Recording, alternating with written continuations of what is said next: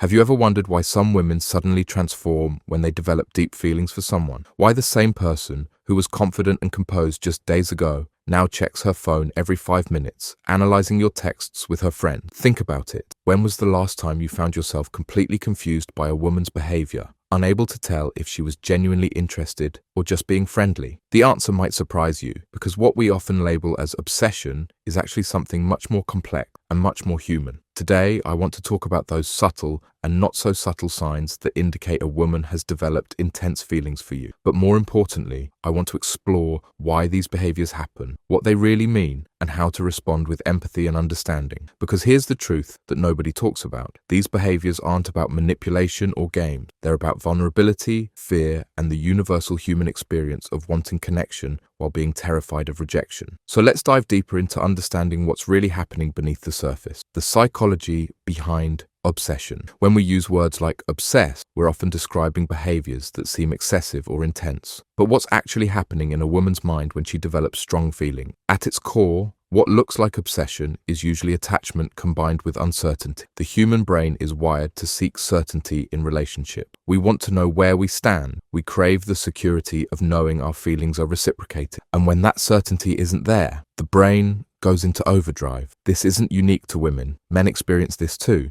But socialization often leads women to express these feelings differently. Think about it this way. From a young age, many women are taught that relationships define a significant part of their value and identity. They're encouraged to be emotionally intelligent, to nurture connections, to be the caretakers of relationships. At the same time, they're warned not to appear too eager or desperate. Can you see the impossible double bind this creates? Be invested in relationships, but don't show it too much. Care deeply, but pretend you don't. Be authentic, but also strategic. It's no wonder that when genuine feelings develop, they often emerge in complicated ways. The common behaviors you might notice. So what exactly happens when a woman develops intense feelings for someone? Here are some of the behaviors you might observe. She becomes hyper-aware of your social media presence. Suddenly, she's liking posts from 3 years ago. She knows details about your life that you barely remember sharing. Pause and think about this. This isn't about stalking. It's about connection. When we're drawn to someone, we naturally want to learn everything about them. We seek to understand their world, their history, their context. Another sign, she reorganizes her schedule to align with yours. The woman who was previously too busy now seems to have remarkable flexibility when you suggest meeting up. She might also start mirroring your interests and preferences. Suddenly, she's developing a passion for rock climbing or obscure indie film, things she never mentioned before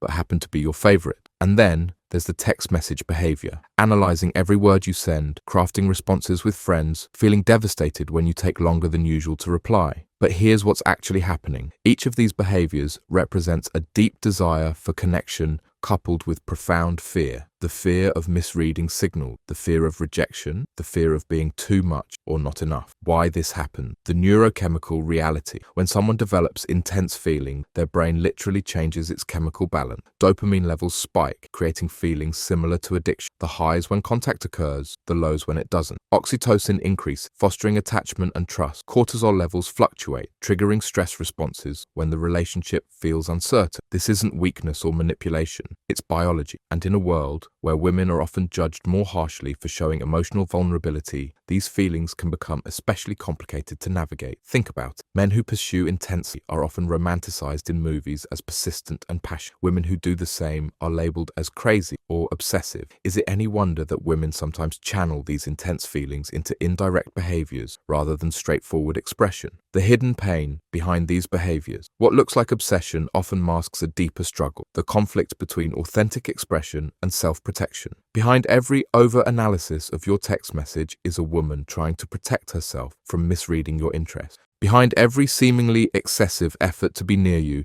is someone battling the vulnerability of showing how much they care. Behind every attempt to align with your interests is someone hoping to create connection points, bridges between your world and hers. And here's the painful truth. Many women have learned through experience that expressing straightforward interest can lead to rejection, manipulation, or being taken for granted. So these indirect behaviors, they're often protective mechanisms, ways to test the waters without diving completely in. How to respond with empathy. If you've recognized these signs in someone who cares about you, you have an opportunity to respond with understanding rather than judgment. First, recognize the courage it takes to show interest in whatever form it comes. Vulnerability is never easy. Second, offer clarity. Mixed signals are a primary driver of anxious attachment behaviors. Be honest about your feelings, even if that honesty is simply, I'm enjoying getting to know you and want to see where this goes. Third, create safety for direct communication. When someone feels secure enough to express their feelings openly, the need for indirect behaviors diminishes. And finally, examine your own patterns. Are you sending mixed signals? Are you perhaps enjoying the attention while keeping one foot out the door? Or are you genuinely interested but struggling to show it clearly? Remember, relationships aren't games to be won, they're connections to be nurtured, moving beyond labels to understanding. The next time you're tempted to label a woman as obsessed, I invite you to pause and consider what might really be happening. Consider that what looks like excessive interest might actually be courage, the courage to care deeply in a world that often punishes emotional investment. Consider that behind behaviors that seem intense might be a person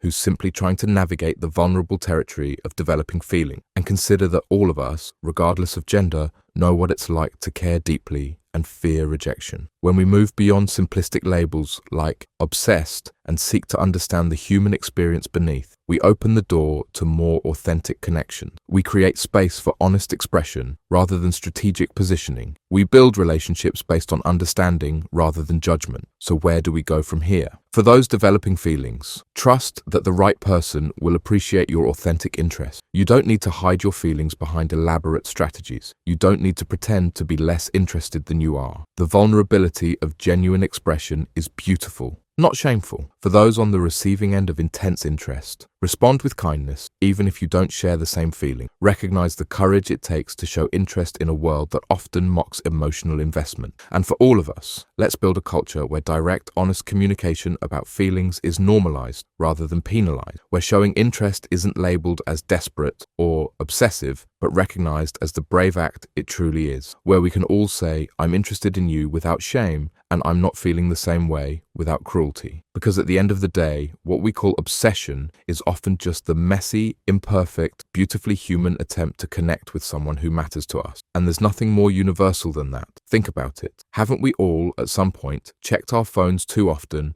overanalyzed a message, or gone out of our way to create an accidental encounter with someone we couldn't stop thinking about? These behaviors don't make us weak or desperate. They make us human. Humans trying to navigate the complex, vulnerable territory of caring for another person. So the next time you notice these signs, whether in yourself or someone interested in you, I hope you'll approach them not with judgment, but with understanding, not with mockery, but with empathy. Because behind every behavior we label as obsession is simply a heart that's brave enough to care deeply in a world that often tells us not to. And that courage deserves respect, not ridicule. That's all for today. If this video resonated with you, take a moment to reflect on your own experience, both as someone who's had intense feelings and as someone who's been on the receiving end. Share your thoughts in the comments below, and don't forget to subscribe for more insights on navigating the complex world of modern relationships. Until next time, remember that vulnerability isn't weakness. It's the ultimate form of courage, and it's through this courage that we find the connections we're all searching for.